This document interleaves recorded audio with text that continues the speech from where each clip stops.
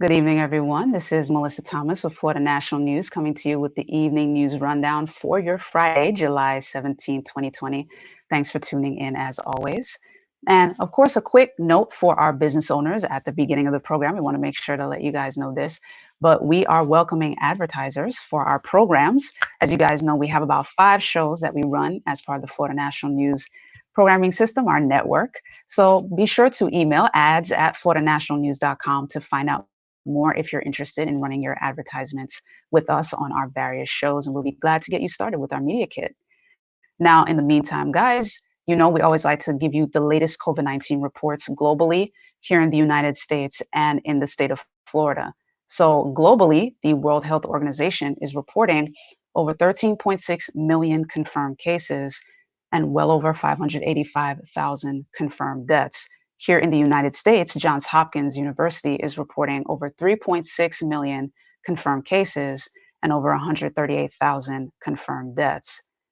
Here in the state of Florida, the Department of Health is reporting over 327,000 confirmed cases and nearly 5,000 confirmed deaths, which was a bit of a point of alarm for the state of Florida. Now, jumping into our world story, speaking of points of alarm, Brazil is now topping 2 million confirmed COVID 19 cases and well over 76,000 confirmed deaths there. Now, health experts are saying that they have their reasons for why the numbers have been spiking there. For one, health experts are mentioning that President Bolsonaro had early on downplayed the pandemic, and of course, he himself did not wear any protective masks, any gloves, or anything like that. And as you guys heard us report last week or a couple weeks ago, he himself contracted COVID-19 and has since beat it, it seems.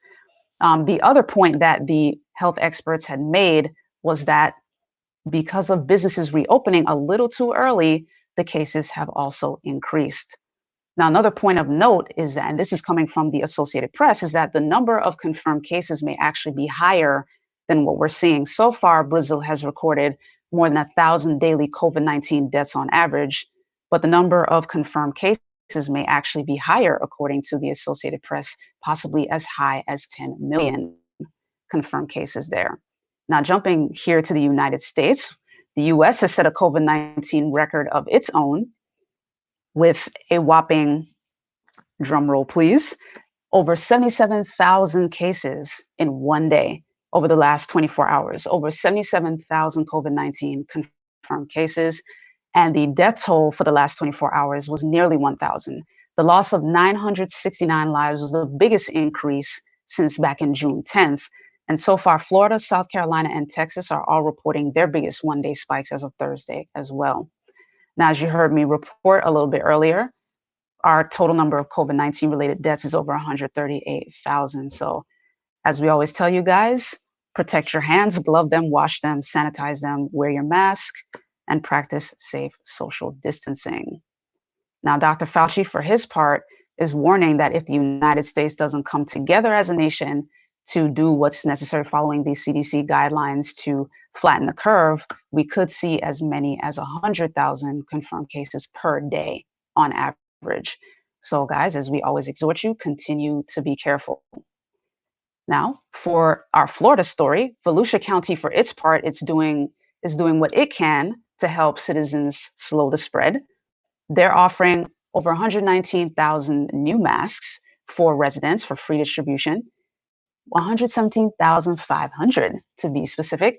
Previously, the county gave out 119,000 non-surgical masks last week. They're giving out the free masks are non-surgical masks as well. And of the 117,500, 4,500 have actually been distributed to 5 nonprofit agencies for distribution to the homeless community, because of course, they are human beings as well, and they are far more susceptible to COVID-19 because they have no shelter to go to. Now, the mask giveaway is part of the Step Up Volusia program, a countywide initiative to reinforce the continuing need for residents to practice hand washing, physical distancing, and the wearing of face coverings. And the masks were provided by the state of Florida. Residents can stop by any participating location in Volusia County to pick up 2 masks per person during the regular operating hours. So great news coming out of Volusia County. But stay tuned, guys. We're going to take a quick commercial break and come back with some more stories for you. Stay tuned. It takes experience to know the difference in property values. For example, this business is not the same as this business. And this house is definitely not the same as this house. And this, well, this is definitely not the same as this. And that's why it's important to have someone who understands true property appraisals to help our community grow, while making sure everyone pays their fair share. Because experience matters. Re-elect Rick Singh for Orange County Property Appraiser. Welcome back, guys, to Florida National News' Evening Rundown. Thank you so much for continuing to stick with us. In another U.S. news story for you, you guys remember the European travel ban that was issued back in March by the Trump administration to sort of reduce the possibility of COVID-19 cases entering into the country. However, as of Thursday, the Trump administration has decided to make an exemption for European students with that travel ban. And they've also included in their statement from the U.S. State Department to congressional offices, they made another exemption for au pairs or childcare workers to also be able to have that exemption, and certain family members of visa holders here in the United States. So that's a bit of good news for those who are here and need to travel to Europe. Now, the Trump administration decided to make that decision in an effort to ease the international travel and encourage more international travel into the country as the country continues to reopen, particularly given the multiple months of travel restrictions due to COVID-19. Now, everybody still has to continue to be careful given the number of cases that we're continuing to see. But that is a quick update where that is concerned. Now, jumping down here to the state of Florida, we have two Florida stories for you. Orange County property appraiser Rick Singh has been cleared of all of his criminal charges that were leveled against him, and this was from back in 2018. However, the prosecutors decided as of today to drop those charges. Now, they decided that the criminality of the charges could not be proven beyond a reasonable doubt. And of course, the charges involved Rick Singh providing misinformation on his documents. But after examining all the documents provided by the Federal Department of Law Enforcement, who also decided not to file criminal charges, they have chosen to drop the charges. Now, Mr. Singh said in a statement today, quote, "From the beginning, I've said that this lawsuit was financially and politically motivated." He said the Seventh Circuit took the time for a deep review and came to the same conclusion already reached by the FDLE, who declined to file. So a bit of good news for Orange County property appraiser Rick Singh, who is, of course, running for re-election for his seat. Now, despite the announcement, his political opponents who are running for the election for that seat, they insist that they want to restore public trust in the Orange County property appraiser's office. So the plot thickens. Stay tuned. We will continue to keep you guys updated on all things election and all things politics. You guys know we do the Politics and Power show every week. Now, in our other Florida news, Florida Governor Ron DeSantis did make a stop in Apopka today to make the announcement that the first distribution of CARES funding aimed at rent and mortgage assistance is being distributed now. $75 million is the current allocation in this first iteration of rental assistance, rental and mortgage assistance to property owners, renters, and homeowners. And the $75 million is being distributed to the counties now. The total amount that is allocated is $120 million, and he'll continue to distribute that accordingly. Here, as you see in the picture, he has allocated officially $7.3 million to Orange County since he was in Apopka. So he wanted to go ahead and make that announcement. So for those who did apply on the Orange County CARES government program, they'll likely see the distribution of their funds as well coming up here soon. Now, we're going to take another quick commercial break, but we're going to come back with your business and your sports stories. So stay with us. We're going to come back. At Duke Energy, we deliver electricity and so much more, like free home energy assessments, rebates for energy-saving improvements, payment options to help you better manage your budget, and even bill credits for helping the community use less energy. So no matter what you're doing, we can help you make better energy choices every day. It's just another way we bring power to your life. How much can you save? All right, guys, welcome back to the Evening News Rundown. And jumping to your business story, we have another supermarket chain that has decided to go ahead and create a mask mandate for its customers. And the next one is Publix. So they have decided to go ahead and join Walmart, Kohl's, Sam's Club, Kroger, all of them to implement a mask mandate for their customers as well. And like the other major store chains, they will have employees posted at the front of the store to remind their guests, their customers, to be sure to wear their masks. And they will also have signs posted on their stores because that's important. In a statement, Maria Brous, who's the Public's Director of Communications, she sent a news release.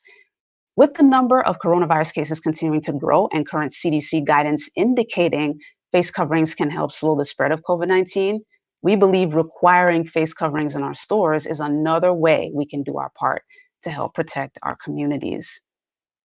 So the effect, it will go into effect on July 21st. So if you're someone who, shops at Publix very often, on July 21st, expect that mandate to go into effect. The Publix news release also stated that the mask requirement does not apply to young children and to those with medical conditions they can't wear a mask as a result of their conditions. Now, jumping into the sports story, number one, you've likely heard this already, and number two, when Casey comes on at Friday tonight at 8 p.m. Eastern time, she'll talk about this in more detail, but you've likely heard about the 15 ladies that have come forward in the now formerly Washington Redskins team or organization that have reported sexual harassment in the workplace. So Casey Hudson will talk about that in a lot more detail, but for their part, they already chose to come forward with that information. Now, the allegations are spanning from 2006 to 2019, according to the Washington Post, who filed this report. Now, the range is from inappropriate remarks about female employees' bodies or clothing to instances of verbal abuse.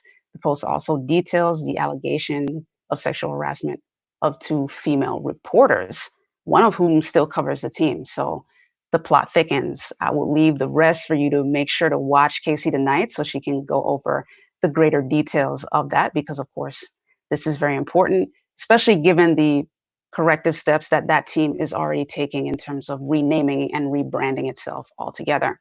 But we're going to take another quick commercial break, and then we're going to come back with your entertainment story. Stay tuned. My name is Russell Drake. I'm an Orange County resident and a community advocate. On August 18th, I'm voting for Rick Singh. Rick Singh has been an outstanding property appraiser for the last 7 years. Under his leadership, he has returned $1 billion to the county. Under his leadership, property value has gone up, and he is now managing over $206 billion in assets, the most in county history. Under his leadership, there have been a series of awards won by his hard-working staff. He has set the tone for that. Furthermore, he's a man of his word. He's no stranger to the community. From the east to the west, from the north to the south, property appraiser Rick Singh is in the community. He held a series of Homestead Exemption seminars around the county, catering to your needs. Rick Singh is here for the people. So on August 18th, I encourage you and everyone you know to vote Rick Singh, re-elect him for property appraiser. Re-elect Rick Singh for Orange County Property Appraiser.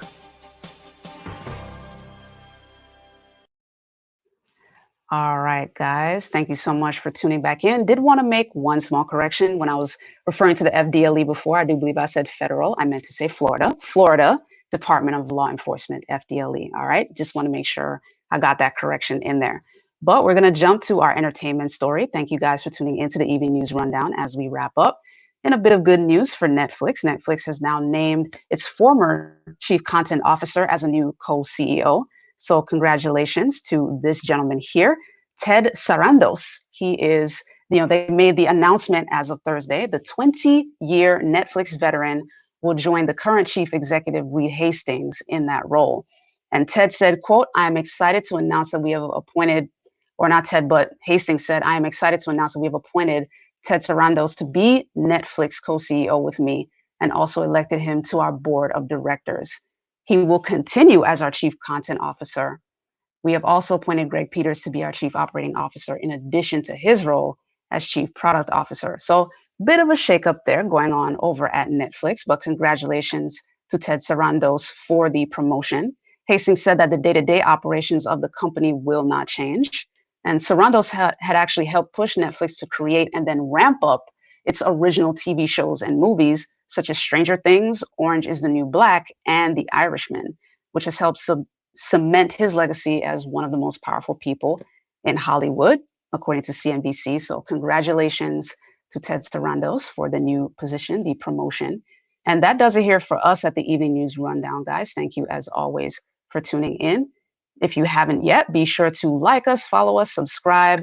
You can find us on Facebook, Instagram, and on YouTube at Florida National News. And then on Facebook, we have a couple of other pages at FNN News TV and at FNN News Live.